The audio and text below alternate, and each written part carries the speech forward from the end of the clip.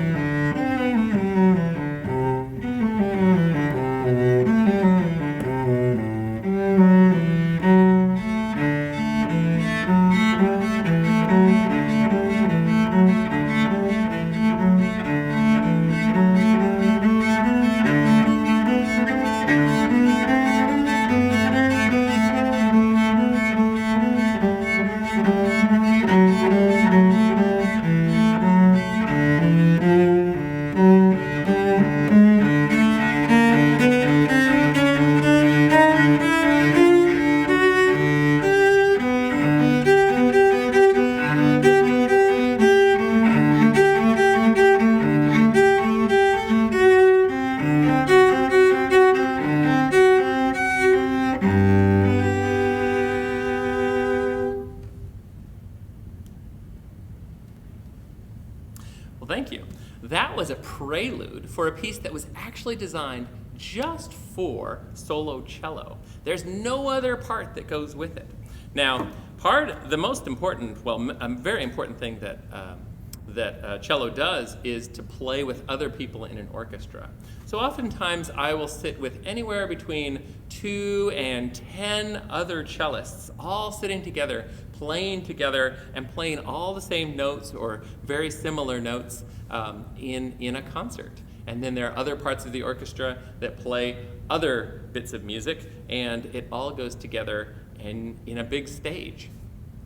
And I suppose sometime in this time after this time of COVID, we will all enjoy concerts together, where we can sit together and enjoy music live in a real room with our real ears. And I look forward to that time where we can all sit together again. I got into cello because I was also playing the French horn, and I was also playing the bass. And I thought, you know, if I could have an instrument that did both of those things. So the bass is a very large wooden instrument, like a cello, and a French horn is like a trumpet, but it's curly Q, and it's got a bell that sits out over here. And I found I wanted to be able to have an instrument that could do both of those things. And so I started cello when I was probably about your age, or maybe a little older in high school. And I just took a real love to it. The cello is made out of a number of different kinds of wood. Okay? Now I'll just put my bow down here and talk about that. The back of the cello is made out of a very hard wood called maple. Okay? And it's the same wood that you get maple syrup from, which is kind of a fun thing. It's also known as the singing tree. And so that if you thump on a maple tree, it will make a sound. And just like when I thump on the side of the cello, it will make a big clunky sound as well. And this is true for the back and the sides of the instrument, which are hardwood called maple. Okay? The front of the instrument is made from a fir tree called spruce. Okay? And that's a pine tree. And so they're kind of like cousins when they come together. Next, this is a very hard piece of wood called ebony. And this comes from Africa. And it is the hardest wood ever. It is so thick, it's almost like concrete. It's really, really strong. Next, there's a pine piece that is this bridge. Okay? Now the bridge actually is just held in by pressure. The strings push down really hard on this bridge and hold it in place. A person could knock it out of place, but then the strings would go crashing down and you wouldn't be able to make any sound out of it. And then deep inside of here, there is a post that sits right about here and connects the front of the instrument to the back of the instrument, right back here. And what that does is it takes this sound and it transmits that vibration through the bridge, all the way through the front of this instrument, to the sound post, and then all the way to the back. So the sound that we hear of the instrument is actually these two vibrating pieces of wood vibrating with each other. So think of this as your speaker, and think of this as the music as the music that you might play when you push play. Okay.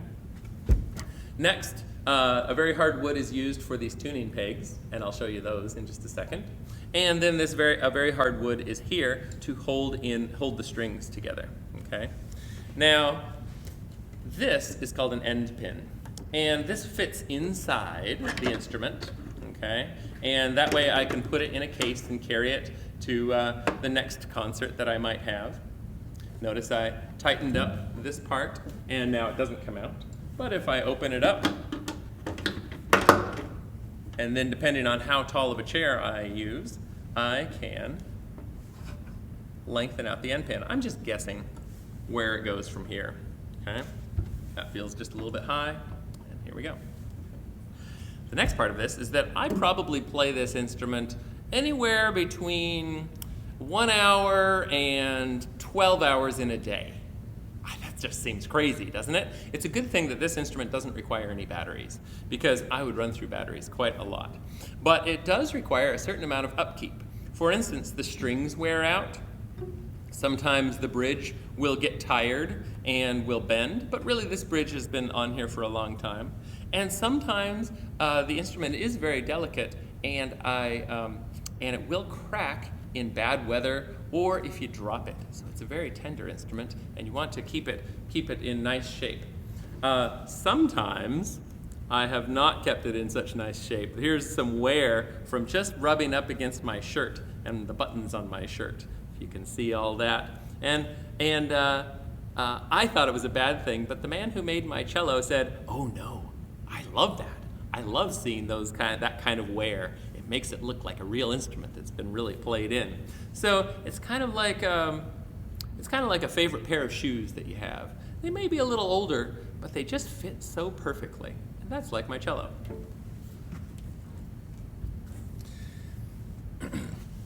Most of this instrument is glued together with different kinds of glue, but parts of the instrument are just held on. This part is glued, and the whole body is glued. But these tuning pegs are just held in just by pressing in. And so I'm going to take this note, and here's the lowest note of the cello, and I am going to detune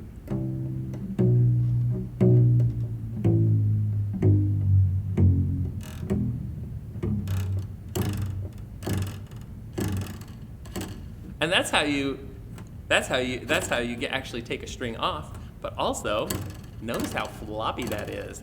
It's not under pressure, and so it doesn't really make very much sound. So let's fix that. I'm going to take this bow back, and here we go.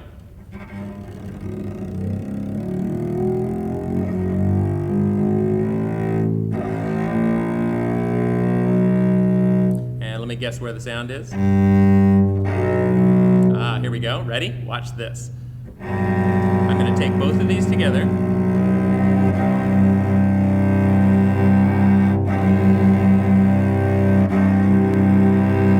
And that's pretty close. What I've done is I've taken this low note and I've made it in tune with this note. And I'm going to fix it just a little bit so that it is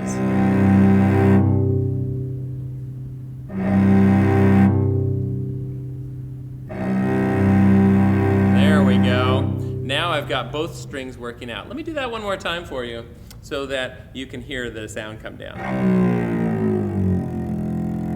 Don't need to be concerned about it. And for those of you who play cello or who play a string instrument,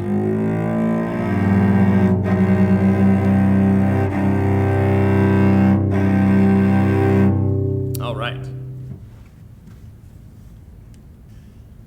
This is the bow.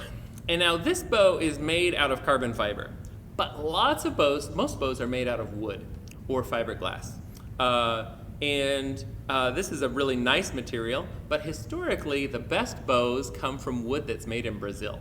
And it's called a Pernambuco wood. And that is considered the best wood for bows. It's very strong, but it's also very springy. The hair over here is literally horsehair from horses that have white tails. And don't worry, it doesn't hurt the horse. It's like a haircut. They just snip off the extra hair and from their tails, and then they sell it to bow makers. They sell it to people who make bows and who repair violins. Okay? So as I rub this horsehair over the string, it's going to make this really nice sound.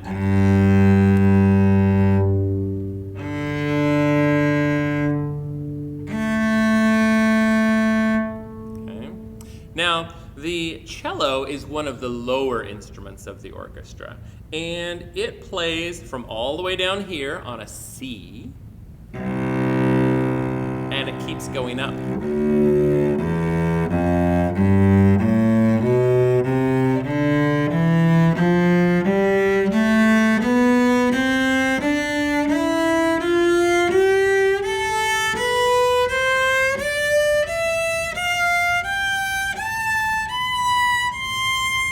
Shall I go higher?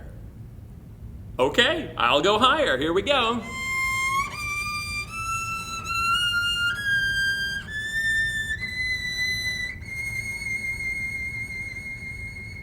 That is also a C, as well as this. We have two Cs that are actually 5 octaves apart. They reach the entire family of the orchestra. There are only a few instruments that go lower, and so cello is a very important bass instrument, but it also has a beautiful melody. One of my favorite pieces is a piece called The Swan, and it's by a composer named Camille Saint-Saëns. Okay, it's kind of a funny name. It looks like Saint-Saëns. It's almost like some of you may have 2 last names that are connected as well. So he wrote a piece that was all about animals, and the cello got to be the swan animal. So I'm going to play for you a piece that's all about a swan.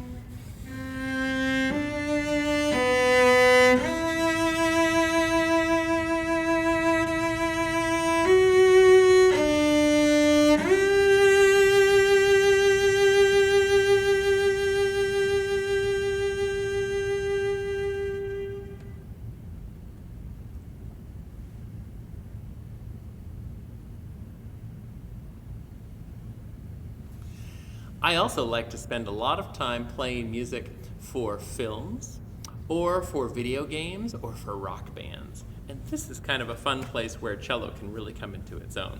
So I'm going to play a little something that's a little bit more gritty. Here we go.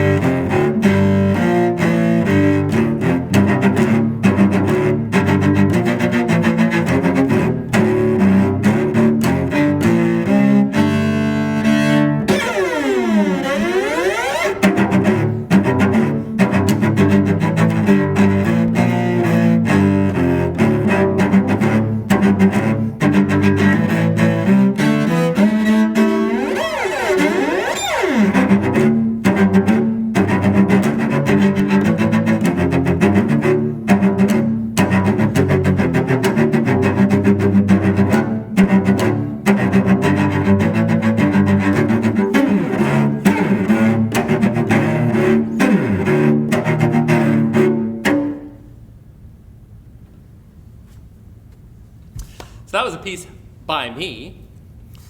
It's called Insipid, and it's really gritty.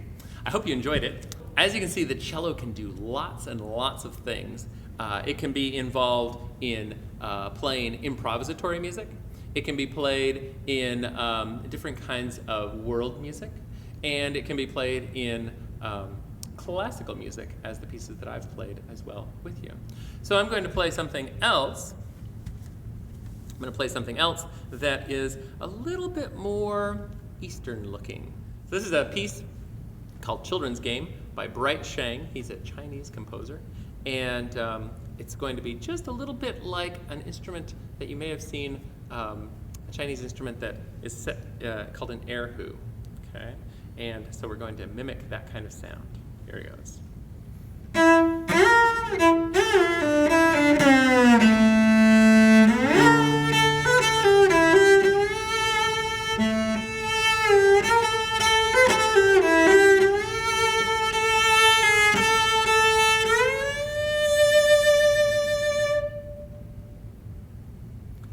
That's one of the most interesting parts about the instrument, is that you can slide all around.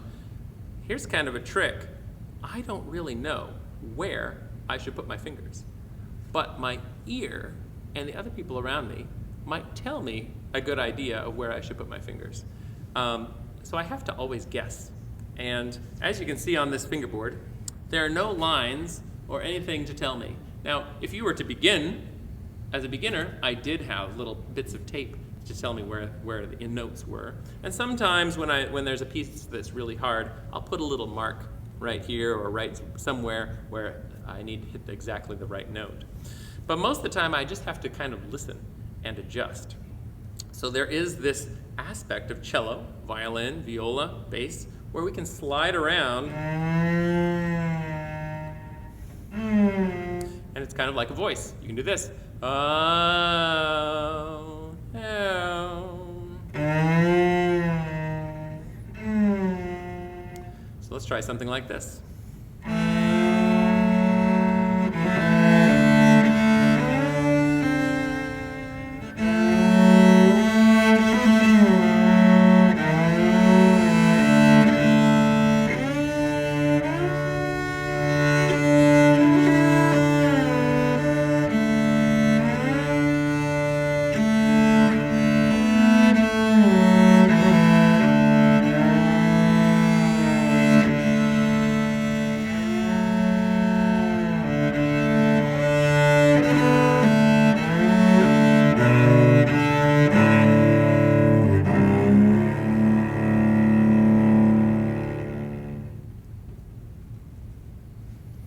I hope that every one of you gets a chance to try out a cello.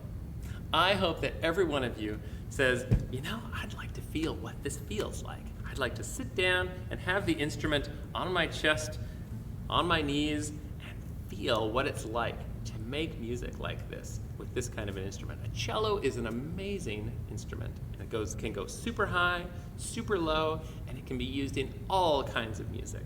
And I hope you can enjoy it too. Thanks for your time, everyone. See you later.